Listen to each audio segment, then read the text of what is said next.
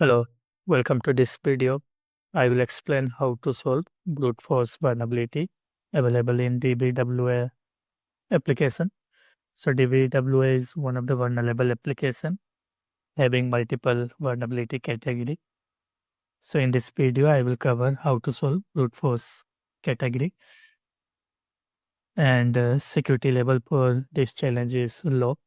So in the brute force attack, basically attacker will not be aware of username or password and they need to find out username and password by performing automated attack or using tools like Intruder or Hydra. So first, as this is a login form, we can try different combination like test and test and click on login button. So it is showing username or password incorrect. So no, we can conclude like test and test combination is not a valid credential and we are getting incorrect message. So I will go to Burp Suite to analyze this particular request. So this is the login request. So we'll send this request to repeater just for reviewing. So here we can notice test value passing in username and another test value passing in the password parameter. So in terms of security, it is not recommended to pass username password in the URL. So this is one of the vulnerability. It should go in the post request body. So we need to find out valid username and password combination. So we can use tools like Hydra, John the Ripper, or we can use Burp Suite Intruder as well. For this purpose, we need to send this request to Intruder. And in the Intruder, we need to perform attack in the username field and in the password field. So just double click on the value and click on add position. Then click on the password parameter value and add position. So basically, we will perform brute force attack to find out valid username and to find out valid password name. And to perform brute force attack, we need a list of common username and common password that we need to provide in the intruder tool. So in the intruder, we can see different options like sniper, battering ram, pitchfork, cluster bomb. So in this case, we can't use the sniper because sniper attack will work on one parameter at a time. Here we are trying to find out both parameter. So we can use either pitchfork or cluster bomb. So we'll use cluster bomb. So it will try all possible combination to find out your username and password. Now here we can notice in the payload section. So in the first payload section, we need to provide username list. So we can download username list or you can manually provide username as well. So just for explanation, I will use the available username in the Postgres site. So this is generic username. I'll just copy few username from here and paste here. Then I will change payload position to 2, which will basically pointing to password. And for password,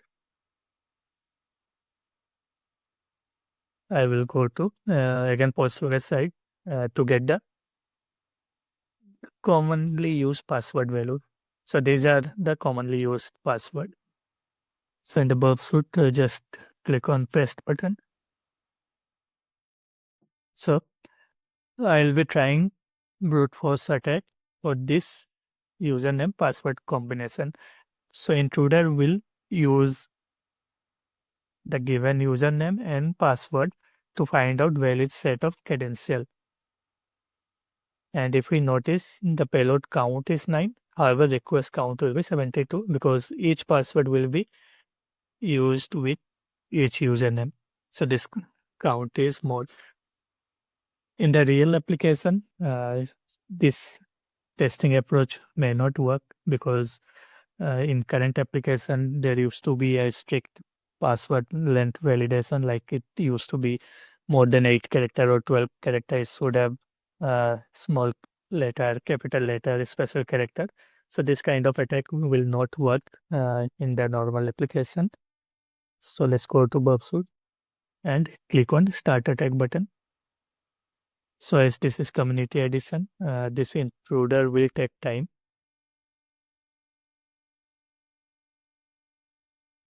And if we go to intruder, so here we need to analyze the length column. Because for successful login, there will be a different message. If we notice in the response, so in the browser, we got the messages incorrect. So let's copy the same content and paste in the response part. So this is the message. So whenever the set of credential used by intruder is incorrect, it will give this kind of message. And the moment the intruder will be able to find out the correct set of user and password combination, this message will change. Basically, length column value will change. So let's click on the length column. And if we notice, for this particular combination, length is different. And if we check the request, the username used here, admin, and password is used password. So let's copy this username password combination and try in the challenge page. So admin and password value is password and click on login. So we can notice a different message. Welcome to password protected area admin. So using intruder by providing set of usernames and password, we are able to get the correct username password combination. As this is the vulnerable application, this approach worked here because there are no validation, for example, delay or account lockout or NTCSRF token. That's why this approach worked. However, in real world application, this will not work or it will take a lot of time. And also if we go to view source, we can check the source code defined behind this functionality. So it is directly taking the username password. So challenge solved successfully. Thank you.